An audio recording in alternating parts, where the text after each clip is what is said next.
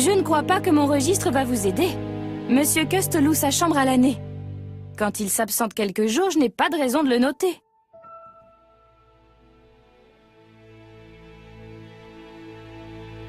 La vérité se fait jour. Et j'ai 2 mots à dire à Madame Marbury.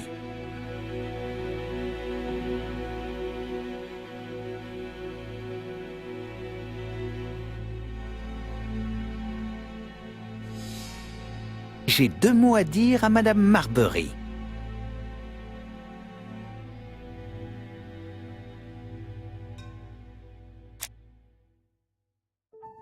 Cette femme semble être de bonne humeur.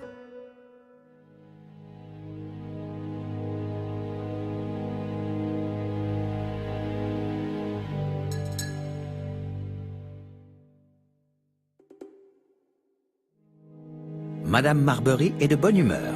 Elle travaille avec précision et produit des épluchures remarquablement fines.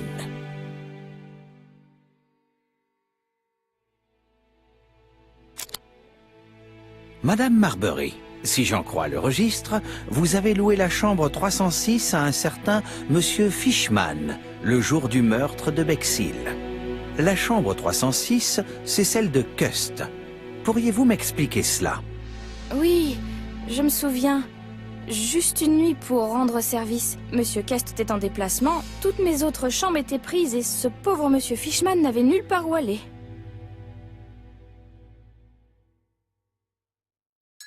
Vous avez loué la même chambre à 2 personnes. Une opération profitable, mais illégale.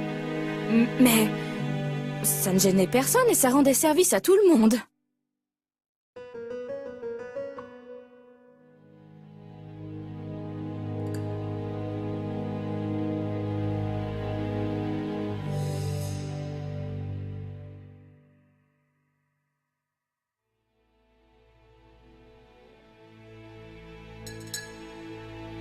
Laudanum des pharmaciens Camerons. Du laudanum, un médicament contre la toux. C'est ce que le docteur Clark avait prescrit à Madame Asher. Cet objet me sera certainement utile.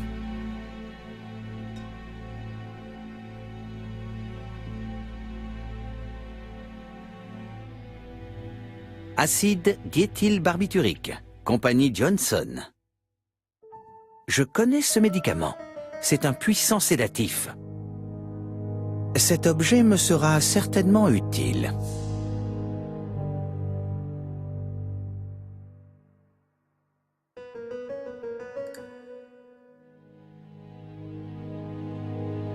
Quelle horreur! Cet endroit est un véritable bazar.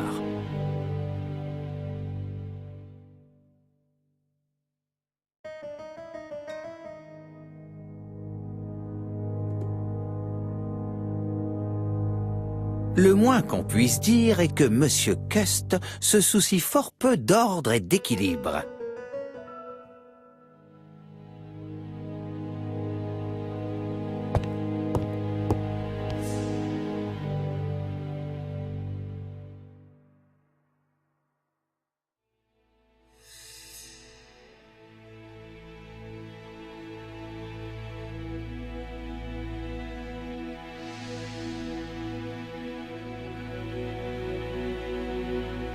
C'est un ABC.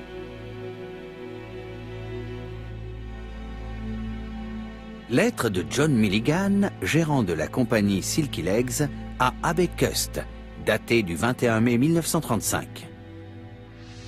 Monsieur, suite à notre courrier des 5 et 10 courants, nous vous confirmons par la présente votre embauche en qualité de vendeur à domicile, aux salaires avantages et conditions fixées dans nos précédentes lettres. La marchandise vous sera expédiée par colis postal, ainsi qu'une machine à écrire de marque Redfield dont vous voudrez bien faire usage pour toute correspondance commerciale.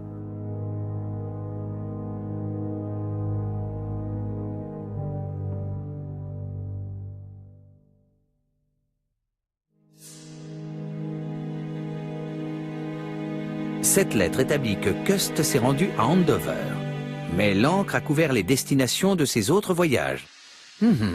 Je sais par Madame Marbury qu'il s'est rendu à Churston. Il me reste à démontrer qu'il est allé à Bexhill et j'aurai prouvé sa présence sur tous les lieux du crime. Est-ce Cust qui l'a fait tomber en ouvrant la fenêtre ou Madame Marbury en faisant le ménage? Cust est économe. Il garde ses crayons et les taille jusqu'à ce qu'il n'en reste rien. On voit qu'il n'a pas grandi dans l'abondance. Je dois récupérer le ruban. Comment vais-je m'y prendre?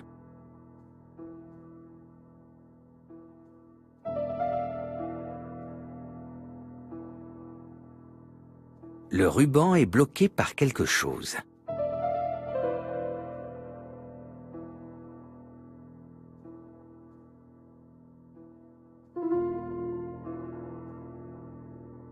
La bobine de droite a été retirée.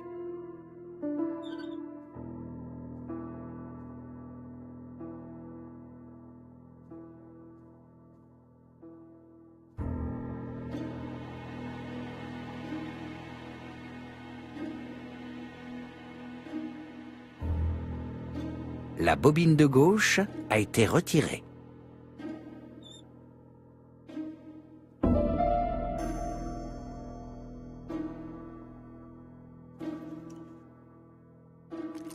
Et voilà le ruban. Voyons s'il a bien servi à écrire les lettres envoyées par ABC. Pour mon enquête, je n'ai besoin que du ruban encreur. Je laisse Japp nettoyer le clavier si le cœur lui en dit.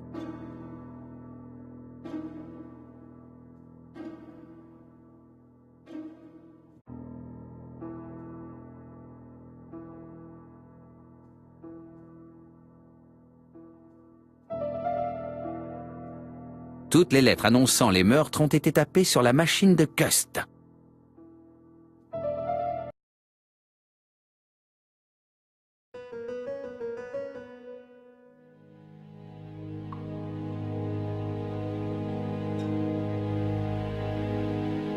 Un couteau à longue lame, une arme d'assassin. Cet objet me sera certainement utile.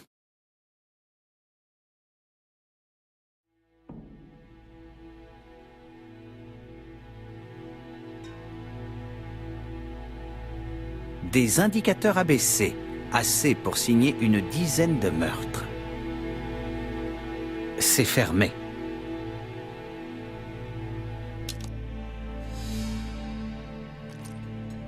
Ce couteau est bien pratique. Qui sait, il n'a peut-être jamais rien coupé d'autre que de la ficelle. Des bas.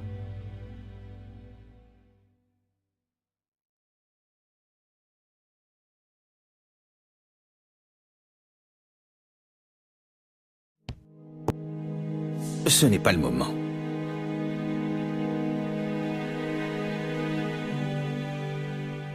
Le quotidien de Bexhill, daté du jour du meurtre de Bexhill. Sans doute le maillot raccommodé par les mains expertes de Madame Marbury. Tous les articles importants qui traitent de l'affaire ABC sont là, à partir du meurtre de Churston. Rien d'antérieur à cette date. Pantalon, chemise blanche, tout cela est fort bien lavé.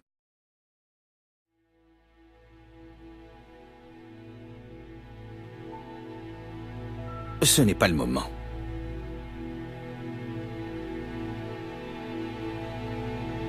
Des indicateurs ABC, assez pour signer une dizaine de meurtres.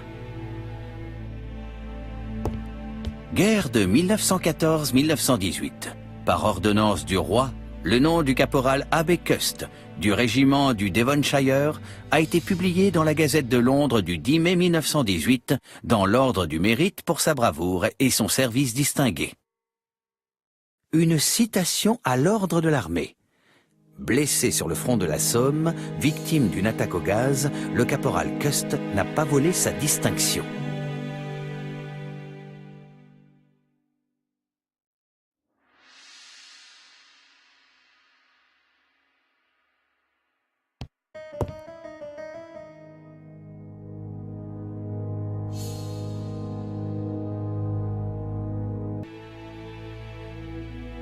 Cette tache sombre, ce pourrait être du sang, mais Dieu sait depuis combien de temps elle est là. Tâchons à présent de faire fonctionner nos cellules grises.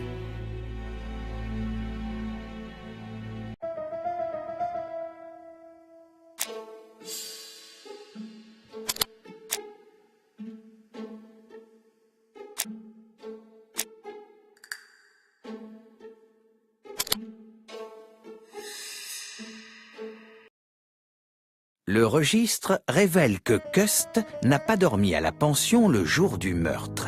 Où était-il? Bexhill. Le journal Bexhill Paper le révèle.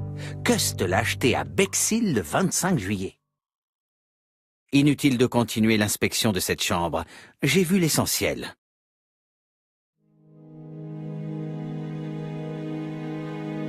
Au revoir, Madame Marbury. Merci de votre collaboration. Au revoir. Vous voilà, inspecteur. J'allais partir. Bonsoir, monsieur l'inspecteur. Bienvenue dans ma pension. Vous m'excuserez, il faut que j'aille à l'office. Je vous laisse la clé de monsieur Cust sur le comptoir. J'arrive tard, j'ai perdu un temps fou à discuter avec la police de Doncaster. Et vous? J'ai établi un point important. À 3 reprises, Cust s'est trouvé sur le lieu du crime, le jour du crime.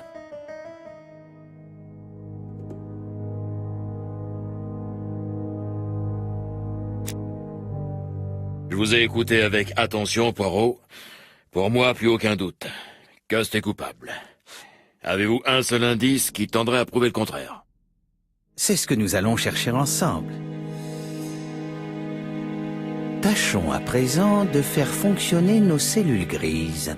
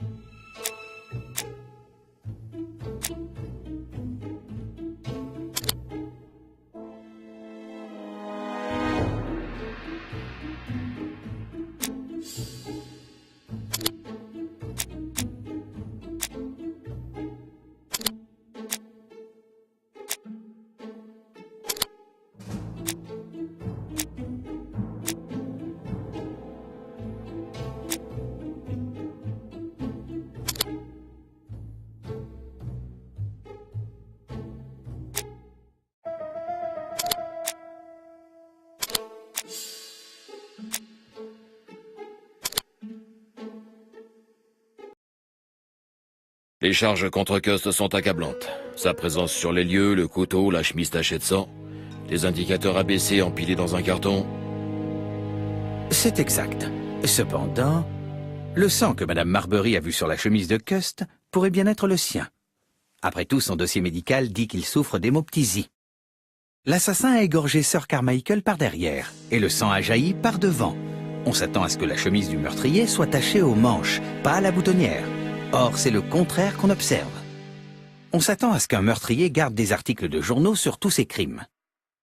Mais la collection de Cust commence à Churston, comme s'il avait découvert l'affaire sur le tard. C'est troublant, je vous l'accorde. Mais ça ne me fait pas changer d'avis. Ce sont des détails que nous pourrons sûrement expliquer en interrogeant Cust. Quand pourrons-nous lui parler? Doncaster nous l'envoie par le premier train du matin. Ils ont commencé à l'interroger? Il prétend ne se souvenir de rien. C'est plausible. D'après son dossier médical, il souffre d'absence et d'amnésie, et Madame Marbury confirme. Il aurait commis ses meurtres dans un état second? Il y a des précédents. Mais ça ne suffit pas à l'innocenter. Le docteur Thompson m'a dit et répété que même dans le dernier des états, on ne commet jamais un meurtre sans le vouloir. Très intéressant, je m'en souviendrai. Bien. Je monte examiner la chambre du suspect. Inspecteur, je me suis permis d'y prélever quelques indices, que je voudrais étudier chez moi. D'accord, nous en parlerons demain. En attendant, je vais voir si quelque chose vous a échappé.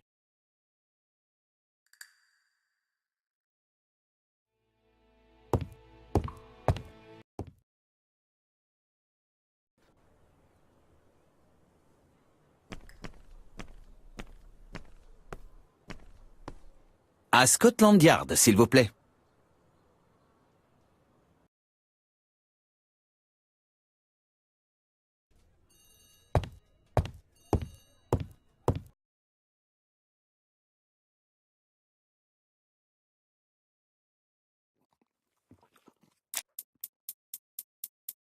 Cet homme n'est pas en forme.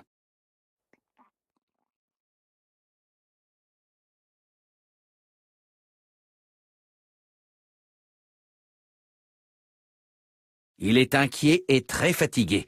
La police d'Andover ne l'a pas ménagé.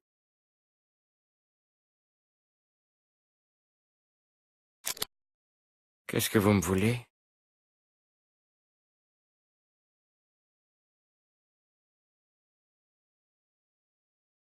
Bonjour, Monsieur Cust. Je suis Hercule Poirot.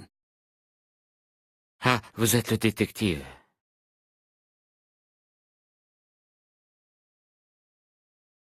Oui, je suis l'homme à qui vous avez envoyé les lettres. Je n'ai pas écrit ces lettres. Je l'ai déjà dit et répété.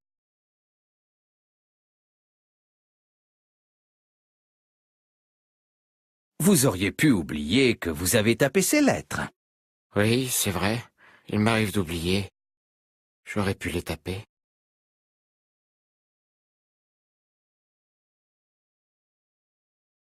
Je ne vous crois pas capable de tuer Cust.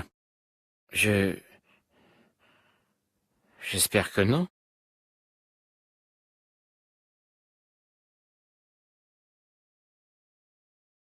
Vous avez souffert à la guerre? C'est vrai, j'ai été blessé. J'ai souffert. Pourtant, l'armée est le seul endroit où je ne me sentais pas inférieur. Pas de questions, des ordres à suivre. Mais depuis votre blessure, vous avez des absences, des périodes d'amnésie. Et des migraines. Oh. Le professeur Clark vous a soigné. Oui, il y a quelques années, il s'est bien occupé de ma gorge brûlée.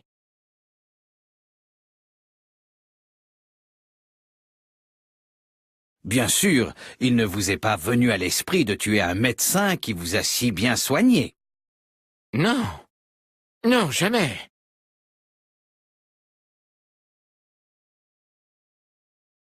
Niez-vous être allé sur les lieux des meurtres? Et alors, ce n'était pas mal d'aller là-bas. C'est seulement pour mon travail. On vous a vu sur tous les lieux des crimes. Eh bien oui, j'ai fait ces voyages pas pour m'amuser. Je suis toujours malade en train. Mais je devais tenir mes engagements. Mon employeur me donnait des consignes écrites très précises sur les villes où je devais aller. Voyons.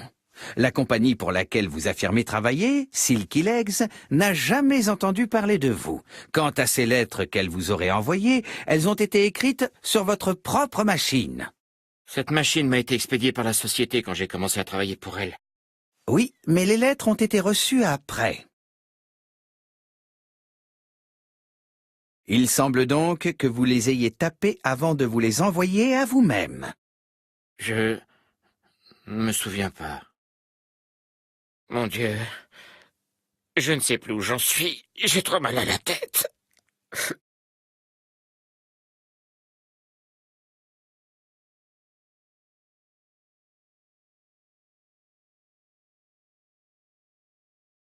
Il est en proie à une angoisse terrible. Sont-ce les remords ou simplement la pression de l'interrogatoire et le voyage en train? Il n'est pas en état de me répondre. Je ne vais pas partir avant d'avoir fini l'interrogatoire.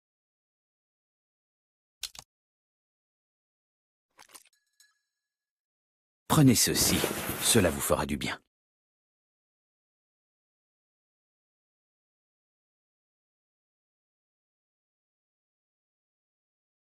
Ah, je crois que ça va aller mieux. Voyons, Cust, regardez-moi bien. Vous savez pertinemment que vous avez commis ces meurtres. Oui, je le sais.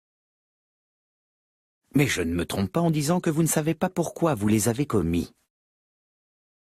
Non, je n'en sais rien.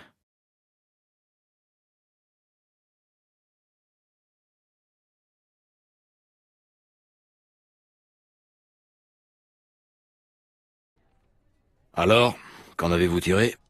Beaucoup de choses. Peut-être cela nous aidera-t-il à préciser notre jugement sur lui. Tâchons à présent de faire fonctionner nos cellules grises.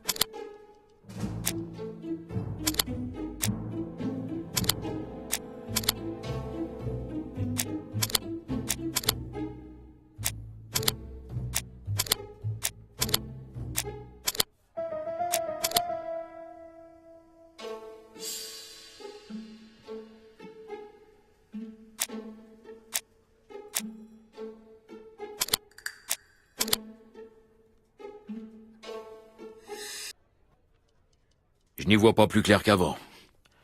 En fait, c'est pire. Il y a tout de même un point à souligner. Cust reconnaît avoir tué, mais ne sait pas dire pourquoi. C'est curieux. Souvenez-vous de ce qu'a dit le docteur Thompson. Même si Cust a tué dans un état second, il n'a pu le faire qu'en accord avec ses désirs profonds. Il devrait forcément avoir une motivation. Restons simples. Peu importe sa motivation, il a avoué. Vous voyez bien qu'il peut avouer tout et son contraire. Il a nié les meurtres, puis les a reconnus.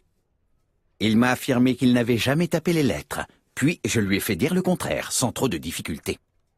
Mais enfin, il s'est conduit en coupable. Voyez comme il a menti à sa logeuse. C'est parce qu'au fond, il se pense coupable.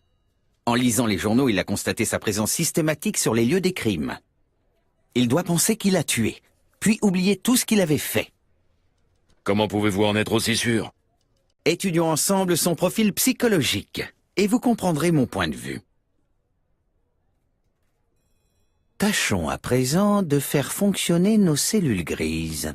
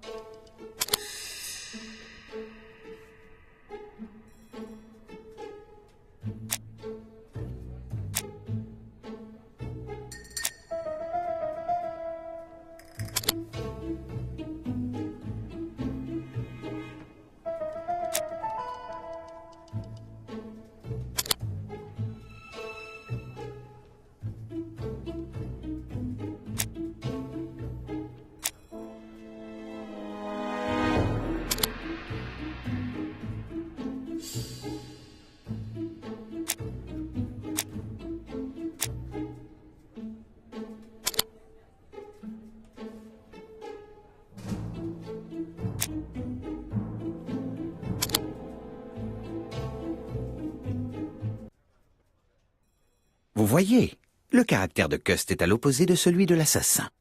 Mais s'il est fou, est-ce qu'on peut vraiment parler de son caractère? Vous savez très bien que l'assassin ne se comporte pas en psychopathe. À part la signature, aucun rituel ni de récurrence dans le choix des victimes. Bien, bien, très bien. Vous avez raison comme toujours. Donc nous n'avons plus d'aveux, plus de coupables, plus de suspects, plus rien du tout. Et ceci après 2 mois d'enquête. Que dois-je faire? Confiance. Laissez-moi seulement 24 heures.